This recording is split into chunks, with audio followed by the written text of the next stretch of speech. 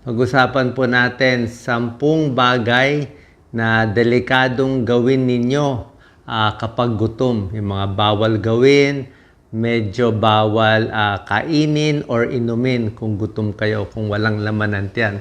I think marami sa inyo nagkakamali dito.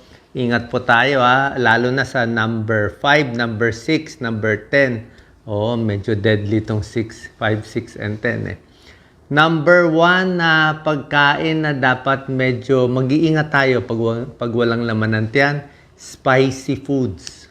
Kung masyadong spicy yung pagkain tapos empty stomach, case to case, depende kung kaya tanggapin ng tiyan nyo. Pero yung iba hindi kinakaya, nagtatae, sumasakit ang tiyan. Kasi ang spicy foods, yung sobrang anghang talaga, may capsaicin.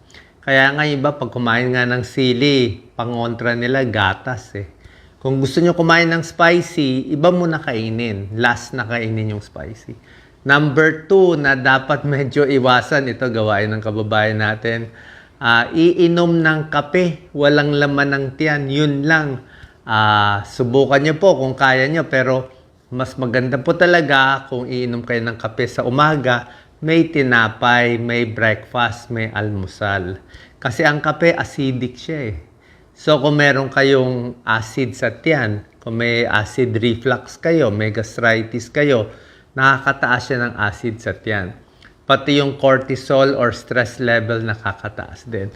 Pinakamaganda, kumain muna kayo ng almusal, tinapay, gusto nyo kanin, ulam, tsaka kayo uminom ng kape. Mababawasan yung acidity. From 100%, magiging 30% na lang yung pagka-acidic ng kape pag may lamang antiyan po ninyo.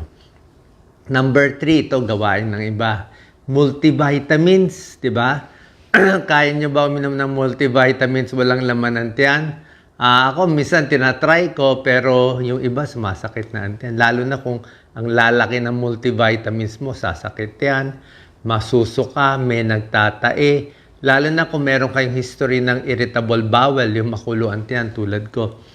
Ang mahirap pang inumin na vitamin pag walang laman ng tiyan, vitamin C. Diba? Ascorbic acid. Kasi sinabi na nga acidic, ascorbic acid. Iron. Nako, iron. Nasakit sa tiyan ng iron.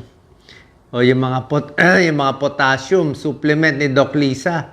Ang sakit-sakit sa tiyan ng potassium soup. So, vitamin C, iron, potassium, calcium. Ako nakakaya ko yung calcium pero yung iba daw masakit din daw yung sa tiyan yung calcium. So, kayong vitamins, mas maganda may laman ng tiyan.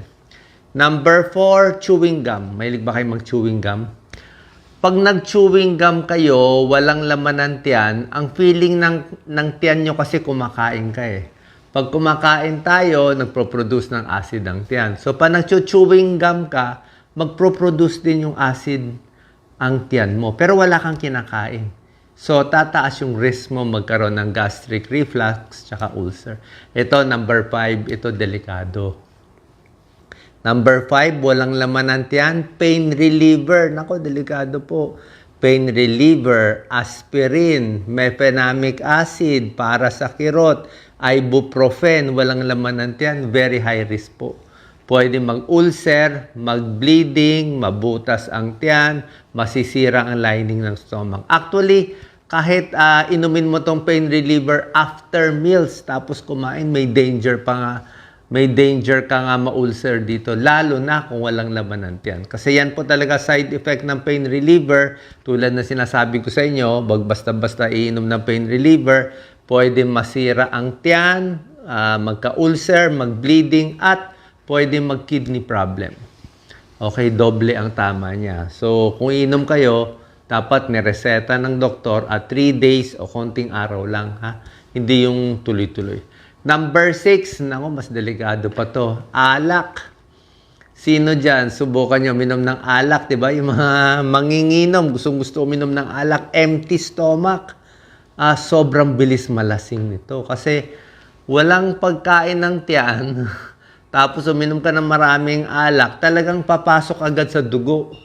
So yung blood level, pag kinunan ka ng dugo, ang taas ng alcohol level mo, bawal ka mag-drive. Pag nag-drive ka, mahuhuli ka. Pag sa Amerika yan. So, drunken driving, pwede kang mabangga, mabilis malasing, mabilis magka-hangover at toxic na sa brain.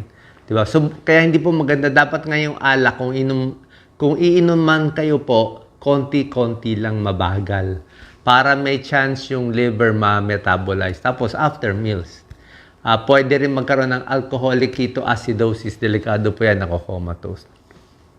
Number 7, pag gutom, medyo ingat sa workout, exercise, jogging.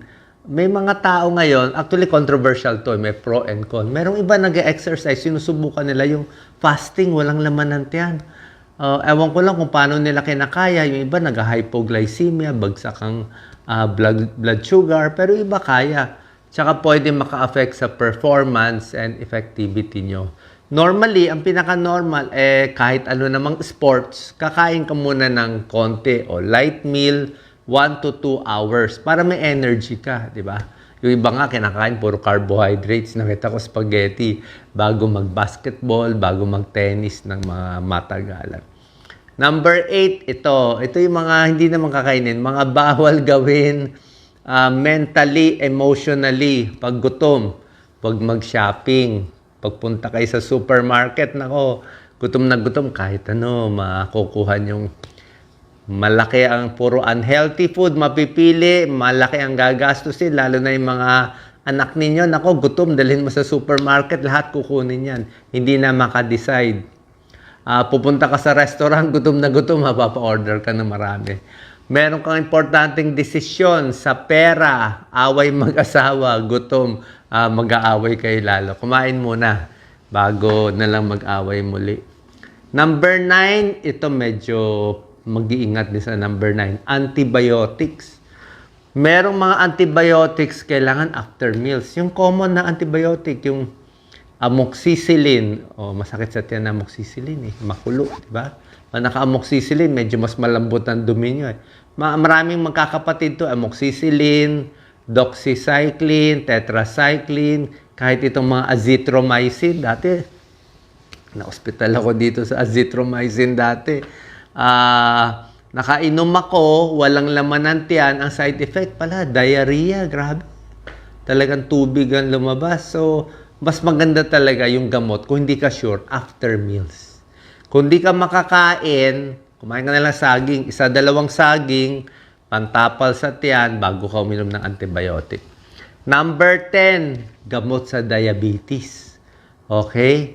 Normally, ang gamot sa diabetes, metformin, okay lang ang metformin, huwag maniwala sa fake news, para na ako sirang plakay. Metformin, pwede inumin, basta reseta ng doktor ninyo.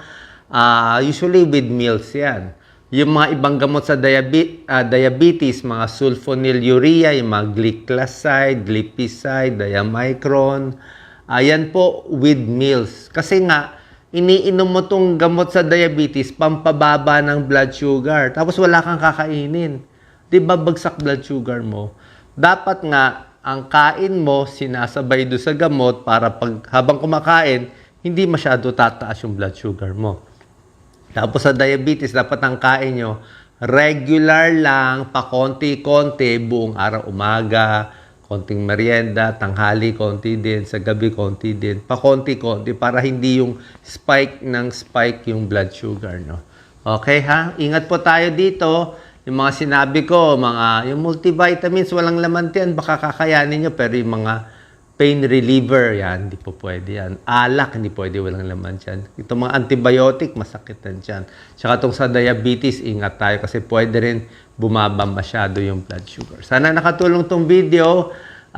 Kumain, very regular, at pa konti-konti para maging mas healthy. Salamat po.